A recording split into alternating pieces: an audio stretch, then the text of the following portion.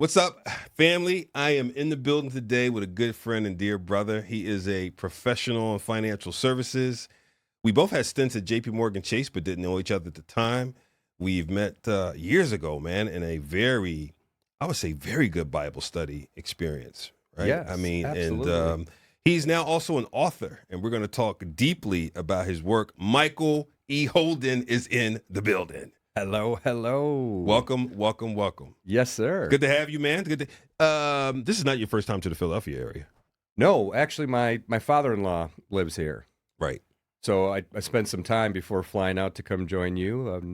We went and checked out a bunch of touristy things Yeah, here. you went to Longwood Gardens. We went to Longwood Gardens. We went and saw Gettysburg Yeah, and spent a day going to the different museums and no reenactments, but it was really interesting. it's good. Beautiful It's stay. good. It's a beautiful place. Longwood. I haven't been in a while. My wife is going to hear this and say, "Yes, we have not been in a while.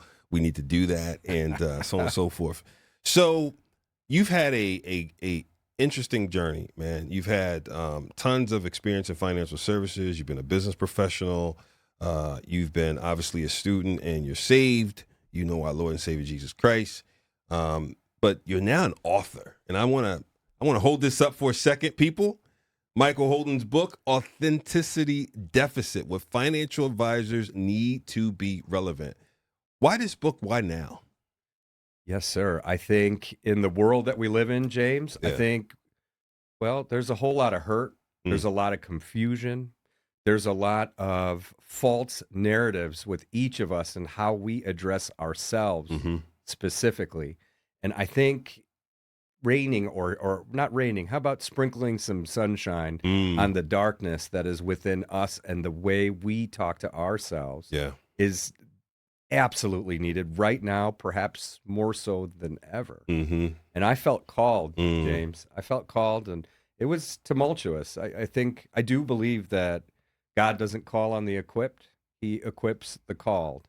Indeed. And I kept trying to fight it just with the patterns of my routine. Fight the call, fight the call, fight the call. And it got to a point of, as I finished the book, took me 2.5 years while working full time Yeah. where I couldn't ignore it anymore. Just watching too many people suffer. I'm watching too much inauthenticity Mm. compromise our standards for the sake of metrics. Yeah. So metrics have overtaken standard, and that is a huge issue. So now let's talk about this because I think you have a unique perspective. Walk us through your professional journey. Start with how you got into financial services. Ooh, yes. So I come from a mixed ethnicity background. My mother's Indian. My father, who I lost in my 20s, is English, Mm. but somewhat stereotypical. When I was born, my Yeah. mother proclaimed, "You will be a doctor." Hey, can I say something real quick? Right. So we always laugh and say, "Hey, brother, we're brothers from another mother." But I've never really paid that much attention to the fact that you're Indian, right? Last night after dinner, and my wife and I have talked about this for years. We can't help but notice that many Indian people like to take a walk after dinner, Mm. right? But I've never done that. So last night when you said, "Hey, can we walk and talk?" I said, "Sure." And then it clicked. I was like, "Oh, yes, right. Michael's Indian. This may be a part of what he does culturally, right?" So we're walking, and I enjoyed it, right? I got home and told my wife, I said, I felt lighter. You know how sometimes you have that after dinner heavy feel that sets in and whatnot. I felt lighter. I felt refreshed on my feet. And so I love thanks that. for inviting that last night. I will tell you, it is not, to the best of my knowledge. I'm born and raised American, so Yeah. I never really grew up with an Indian culture. Okay. And it even goes deeper. We're super mixed, but like everyone, I think. But my father told me as a young man, Mm-hmm. the most honest way to bond with someone is to simply walk with them. Mm. And that became a habit that's been instilled in me where when I authentically want to bond and just be vulnerable and be open, Yeah. the best way to do it is to walk. That was good. That was a learning moment for me because I haven't observed it before. Yeah. So sorry, I cut you off. No, So no. on your professional journey. I lost my dad in my 20s. Sorry. My parents, they're both first generation Americans. Yeah. And my mom came as a medical professional. She's in nursing. My dad, my mom was actually brought to this country in 1969 in the Mm-hmm. brain drain. Hmm. There was a deficit of medical professionals. Got it. She was teaching in New Delhi, got a letter from Northwestern in Chicago. Please come to America. We'll give you citizenship. That's how she came to America. Gotcha. My father fixed air conditioners. Now, mom was really good at books and really good in her profession and was called to be in the medical profession, Mm-hmm. but she never had a financial plan. And when dad got sick and things went ugly fast Yeah. and bills became something that it was either, hey, I do what I got to do to pay these bills, Right. or I lose my husband. Well, it decimated our family. Sure. And it made the family virtually almost go broke. And, no financial plan. There was really no education around it. Back then, people really didn't stress the importance of having prudent planning in the event that Yes. dad gets sick. Yeah. I lost my dad when he was 60 years old to a sudden heart attack, amongst other things. But that opened my eyes that there was a definite need beyond mom's calling for me to be a doctor, for me to go and help other families to make sure that honestly what happened to us didn't happen to them. Gotcha.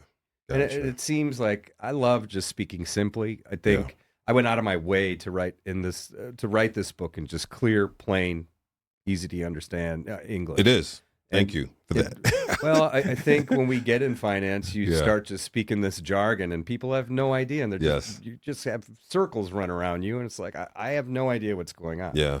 And most people just want the meeting to end, And so I think speaking clearly was something that I felt called to do. So I started as a commercial underwriter, and then from underwriting, I was a banker, a business banker. I was a financial advisor for several years.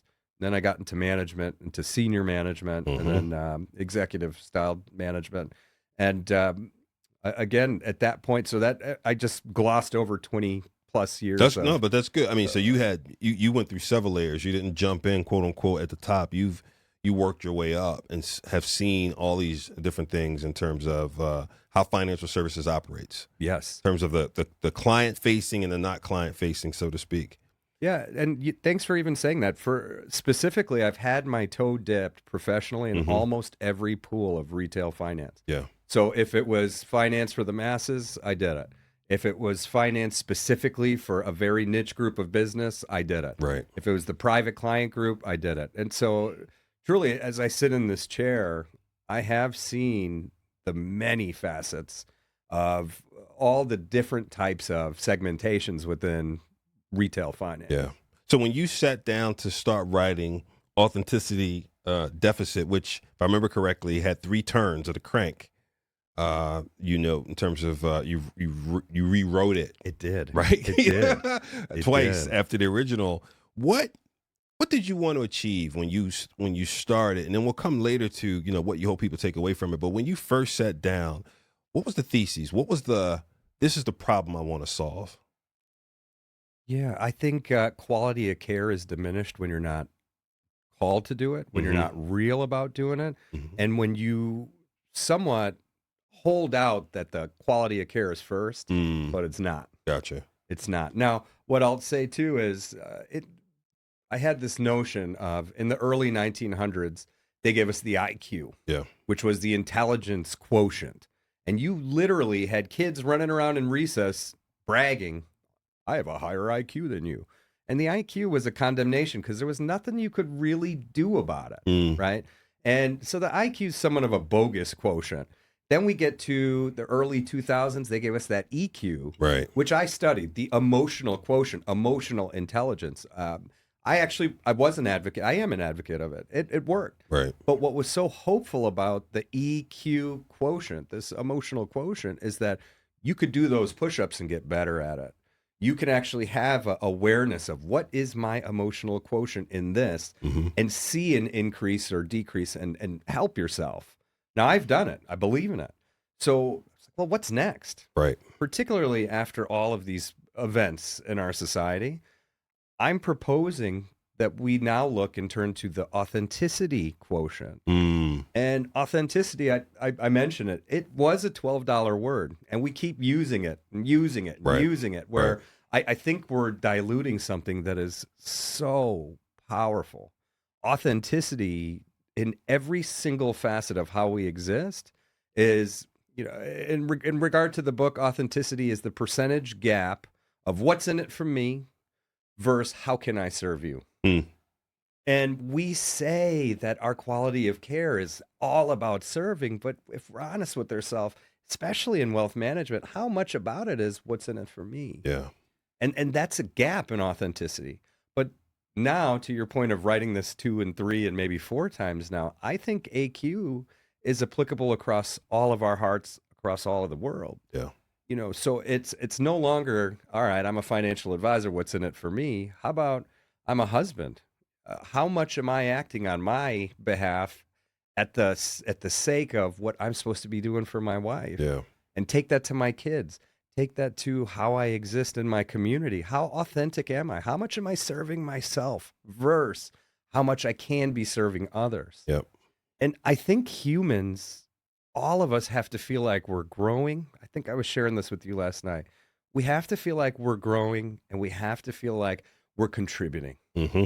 And if we rise to an occasion of, say, making money or growing a business, and we do it without an honest growth in our development and an honest contribution for the betterment of people, Right. we failed. Right. We failed. There's so much in what you just said. So one is to your point of wanting to serve others and achieve too, right? Those two things, and I don't think those two things are mutually exclusive, right? You can serve others and still, with an achievement mindset, get things done. But there's the other thing in there about that gap you mentioned between service of others and service of self, right? And one of the things I want the listeners and viewers to really hone in on is this is not limited to financial advisors. And you just started to touch on that. This is us and how we operate, period, right? And I think the cultural context obviously is what you lasered on, but this is just us. How do you think about what causes us to be less than authentic, particularly in a work context? What is causing that for financial advisors as a start? I mentioned that I think metrics have taken over standards. Yeah. Right. And let me give you just a different styled example. If we think about hospitals, Mm-hmm. you demand a standard of cleanliness. Metrics, say a hospital metrics would be patient bed turnover ratios. What's the velocity of getting this person in, getting them served, getting them out so that we can move the needle Yes. on revenue? Yes. Well, that's a metrics, Right. And when standards get overlooked at the sake of driving a metrics, we've lost everything. Yeah. And that's for our hearts. That's for what we do professionally. That's for it all, right? Similarly, take the same analogy and put it on a restaurant. So we demand a standard of cleanliness and sanitation, and our food has to be clean, right? But also, if I'm the restaurant owner, there is a degree of, well, let's get them to the table, let's get them their food, and let's get them out so we can get the next table. Right. The second we start compromising the standards that we demand and that we deserve Mm-hmm. so that the bottom line could be fed with more revenue, well, are you really going to go to that restaurant? Are you really going to go die at that hospital? Right. And so I'm watching this happen in all sectors, be it education, be it medicine, be it the government, be it in all sectors in our country, there is an authenticity deficit where what I'm hoping to achieve is for person by person, for people to be honest with themselves and ask themselves, even if you're subservient to the bosses above you. I mean, we've all been in those situations. We all have. Absolutely. Where they're Absolutely. just pounding on you. How many widgets did you get? Yeah. Right? How do you be honest with yourself that you don't breach those standards that probably brought you to your job in the first place? Mm-hmm. Let's take it to another level. If it didn't bring you to that job, well, I think we have to have another conversation of, are you being authentic with the time God gave you? Yeah. And that leap of faith, that's a whole other show maybe. Absolutely.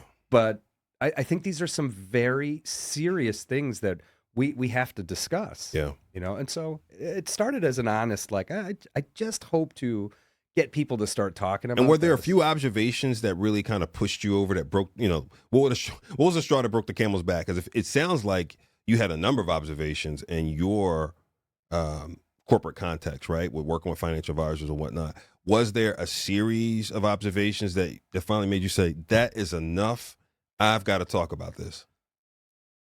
That's a good question.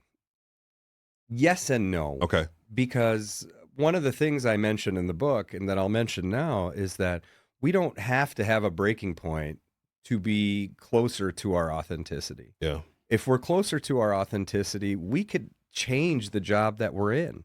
And I'd submit to you, for 20 years, we did that. Yeah. I did that. I looked at things as a quality of care. I looked at clients as my patients. Yeah. And my dignity and my love for why I got in this thing in the first place was not compromised. Yeah, I agree with you. We don't have to have a breaking point, but I feel like, here's how I would characterize what I thought I saw and what I read. Mm-hmm. You've ascended to this position where, let's just say it, you're in top 1% income earning pool, right, in the country, if not the world. You're doing really well. And yet, it's almost like being over top of a warehouse, watching people work on what do you call them? The work streams and the belts, the conveyor belts, right? Yes, yes. And like, you're looking over the factory, and then you say, while knowing this could hurt you, this is not right. Yes, This is not right. Not just for me, but for all of these folks and the people we say we serve. And so, was that a slow burn build, or was it one morning you just said, I just can't take this anymore? I would say both. Okay. I would say both, because some of the firms that I've worked at, which shall remain nameless, We'll do that. But some of the firms are so big, yeah. 200, almost 300,000 employees. Absolutely. It's like this Titanic, Absolutely. right? Or to your analogy, it's this enormous warehouse. But I would say that I would go person by person. If ever I took over a territory that, say, had 50 to 100 people, I met every single person for Right. a minimum of an hour, multiple times. Mm-hmm. And I'd get to know what make my people tick, right? And in getting to know them, I would try to align what they were passionate about to what they were charged to do per day. So Yeah. one advisor loves planning. Great. Let's make that the focal point of your engagement.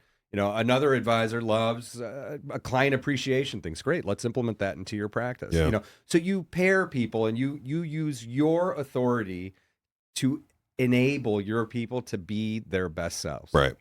Well, when you're told that's over, and you need to march to the drum, and you're watching things fall through the cracks, i.e. quality of care, well, then that becomes a problem. That becomes a boiling point. Yep. Right. And I remember my father had given me an analogy. He was awesome at all these analogies. Mm-hmm. And he said, he had an English accent, and I can't impersonate it, but he'd say, son, if you stand in the shadow of a person who's doing something wrong long enough, Right. behold, you cast the same shadow. Yeah. Yeah.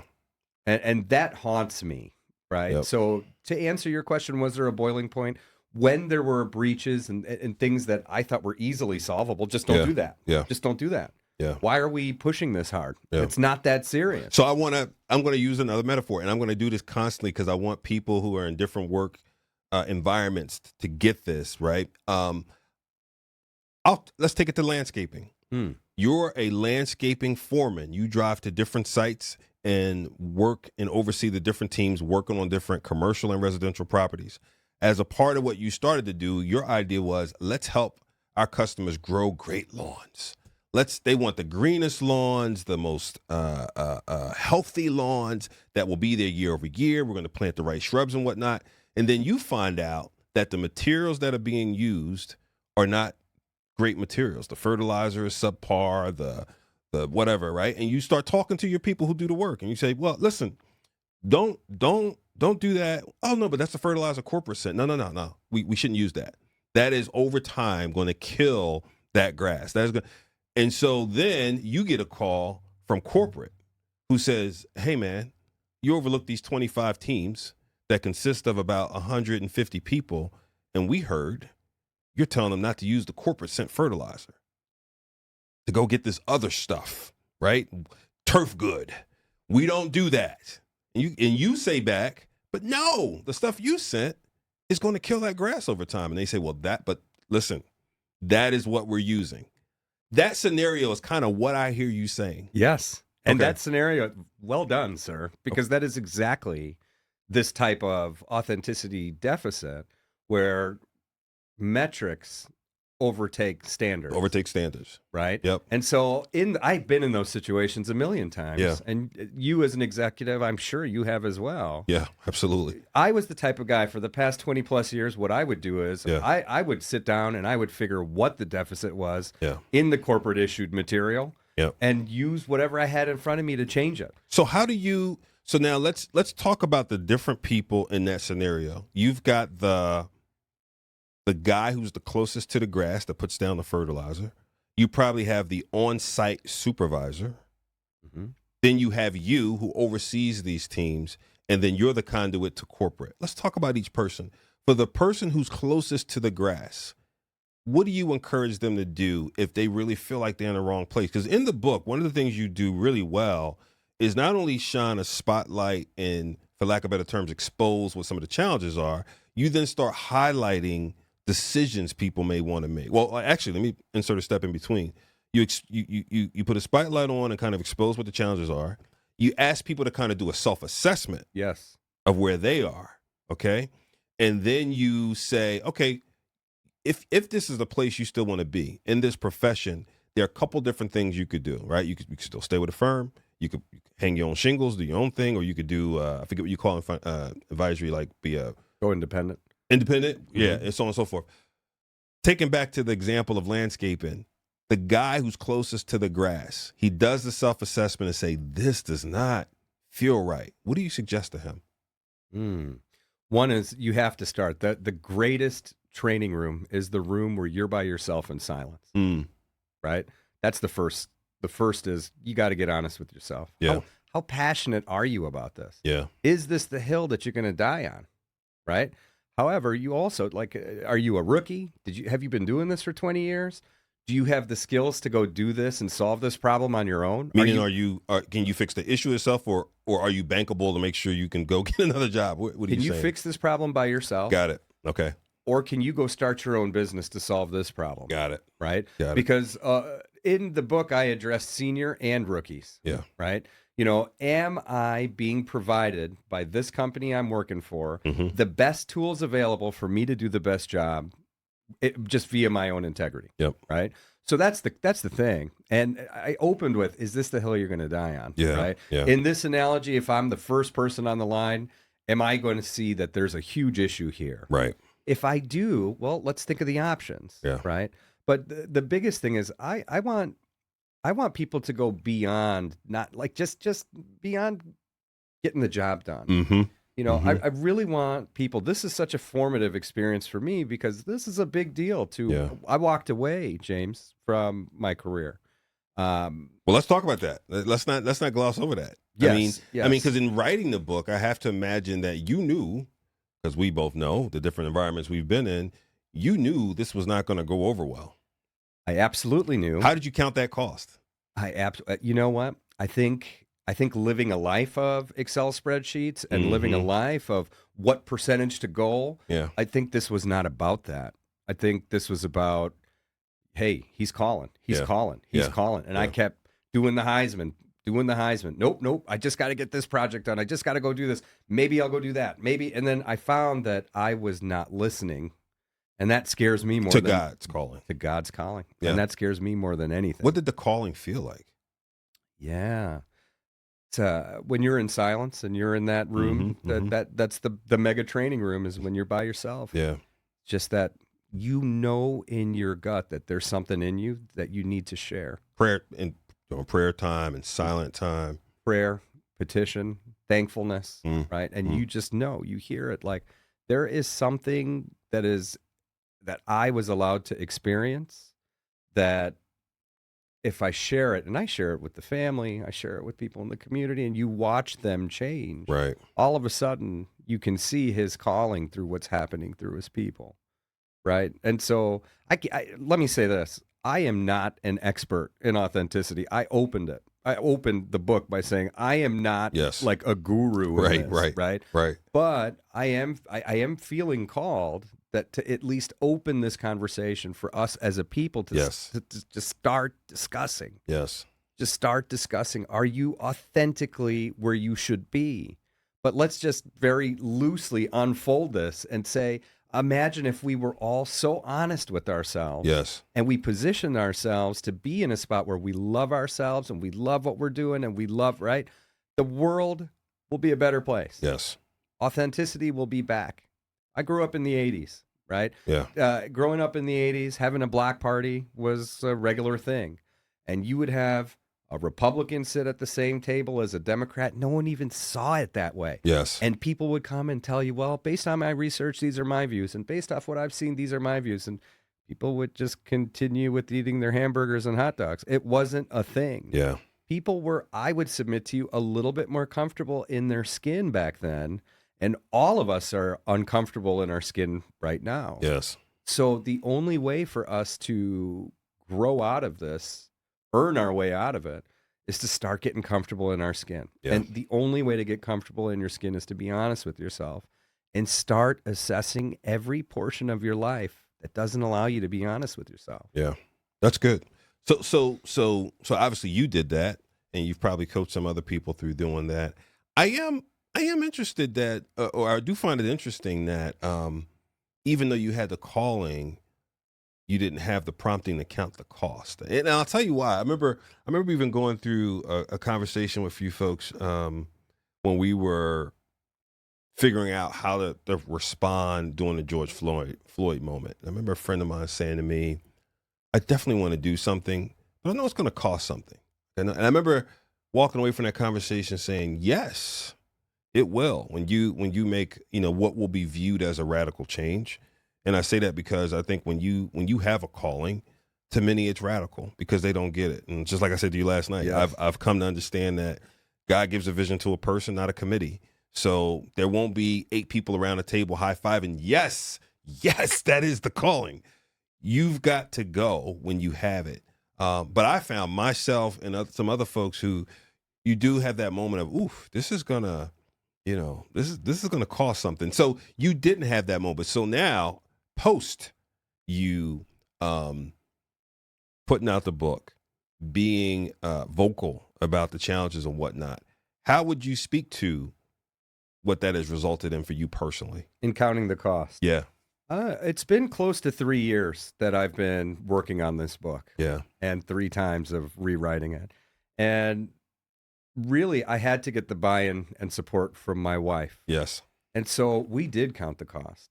I still slow dance with my wife often. Nice. And the kids watch and they have like this Did little they just turn cheesy away? smile. Yeah. Oh, They're still young. How old are they? They're 7, 10, and 11. Okay, gotcha. Okay, it's just okay. cheesy smile. And, Gotcha. and I said, honey, I feel like I'm called to do this book.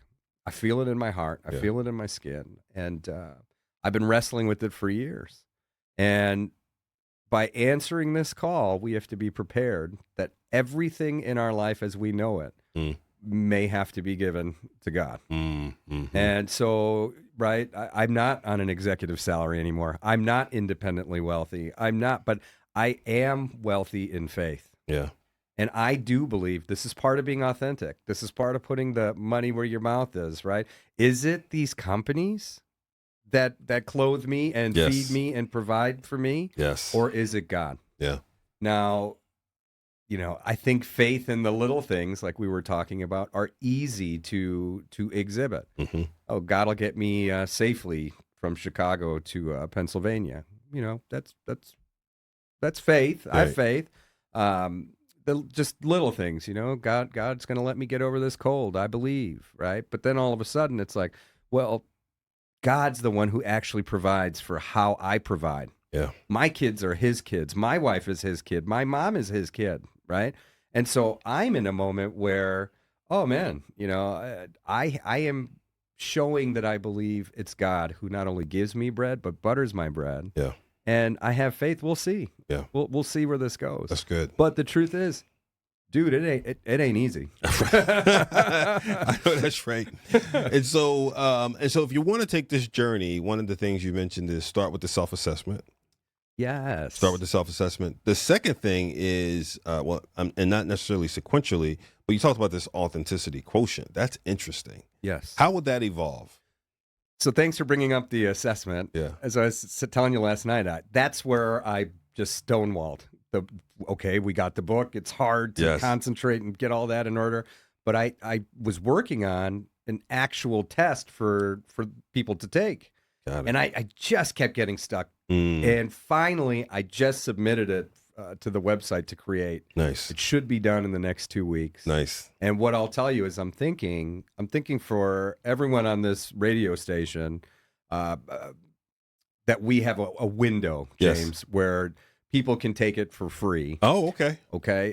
And we'll make some sort of window where it's like, hey, go to the website. Or a special link or something, or put in Holy Culture promo code. That's or exactly right. Yeah. That's exactly right. That'd be awesome. We can put that in the show notes. I think that'd be great. Man, and here's my thought is just go take this test. Right. There are 25 questions.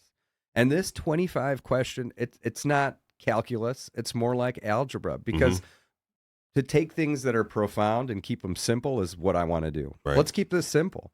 Let's ask you questions about how real do you feel with doing good at work? Yeah. Right? How real do you feel that you're serving your bride or your spouse?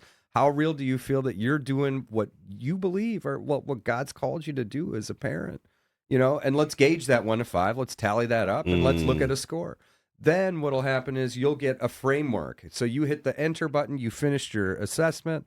You're going to get a framework of suggestions based on what score you received. Right.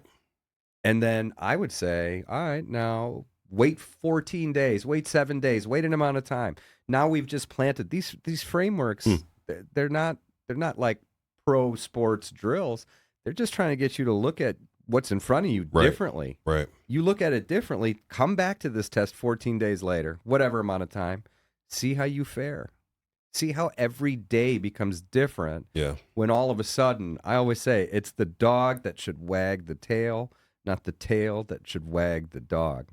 And a lot of us are tails being wagged by the dog. It's going to be interesting to me. I can't wait to see this come out because it sounds like something, 25 questions. On one hand, you may say, may only take you 10 minutes, but it could take you actually a couple hours, depending on how you think through these questions. I remember going through training when I was an executive coach, when I wanted to be an executive coach. And I did executive coaching for 2 years when I left corporate while we were building up the nonprofit. And one of the things in training that was so interesting to me was this acronym, WAIT. Why am I talking? Right? Because the idea is you should really get the client talking and unveiling. And the closer you can get to getting the client to take a real look in the mirror, the better you are in doing your job. I mean, that's really it, right? And a lot of times in executive coaching, the most powerful words are keep going. Right. Tell me more. Tell me more, keep going. And you're heading in the right direction, do more of it, right, et cetera. One of the things that was interesting to me as a tool is this thing called the wheel. Okay. And the wheel simply was, Michael, having the client draw out the things that were important in life to them as spokes on the wheel. Yes, I remember. You remember this? Okay, yes, right. Yes. So health, finances, this, that, and that, and asking them to put a number on it to see if the wheel was in balance. And you wouldn't believe how long that could take for some folks, right? They go health. Yes, I work out. That's a 10. Finance. Yes, I'm doing this. I'm doing that and doing that. And they get the family. Your wheel just broke. Boom. Right. That's probably a 7. And then they get to, they said taking care of their parents was important. Then they get to personal hobbies, which you need to have, and so on and so forth. And then you put the wheel in front of them and you look at the imbalance. And if that wheel were to roll, you'd be broke, right? I think this may have a similar effect of having people go through that depth of thinking about what's important to them and actually putting a score on it, or however that your scoring metric will work. I think it's going to be really interesting, man. Man, I love that parallel because in effect, that is what this is. Yeah. In effect, they're similar. And I remember I was a corporate coach too. Yes. Okay. So you've been through the wheels. So I've done the wheels. I've done the wheels. I know what you're talking about. Yeah. That is in essence what this is. Yeah. And in the same spirit of, if you're honest, and to your point of, it could take you 10 minutes. It could take you 2 hours. If you're honest with yourself and you really think this through, what you put in is what you will get out. Yes, yes, indeed. This is an investment. So when you think about the future of financial services or financial advisor, whatever level that you want to talk about this, what do you think is going to happen in the next 3 to 5 years? What do you see? Well, I'll answer it in two ways.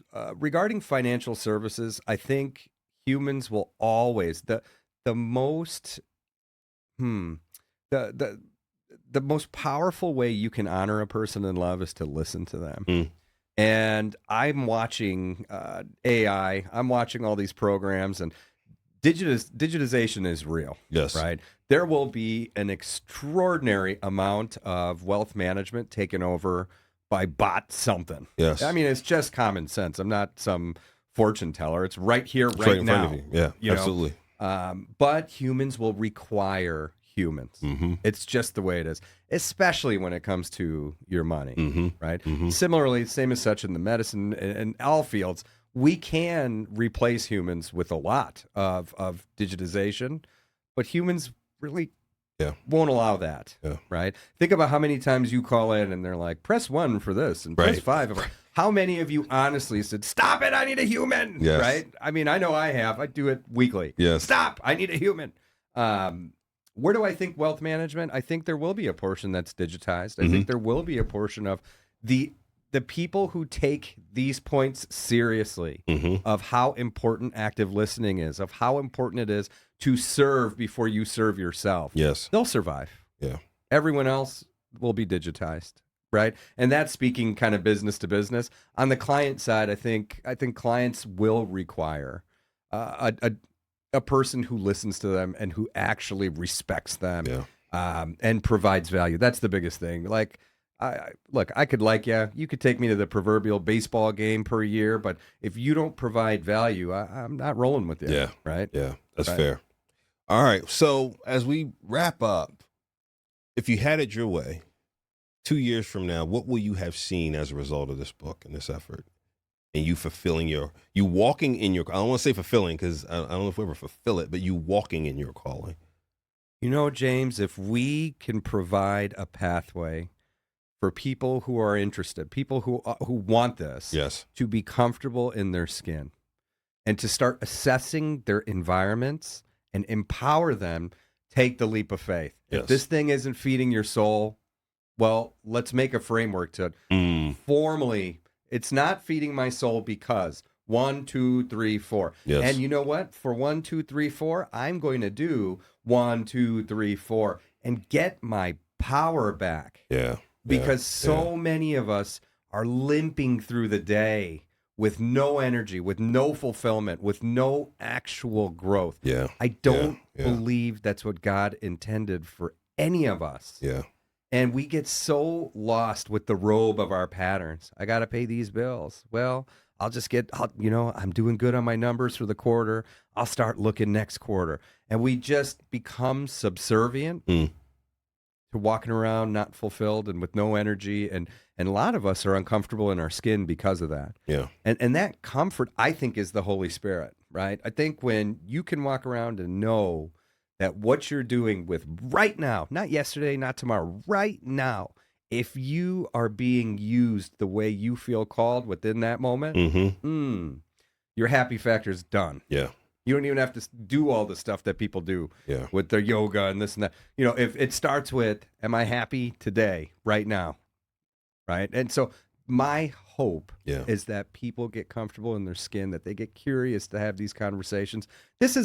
This book and these tests, this isn't some program. This isn't some like seminar. This is like, hey, just think differently, talk to yourself differently, be honest, right?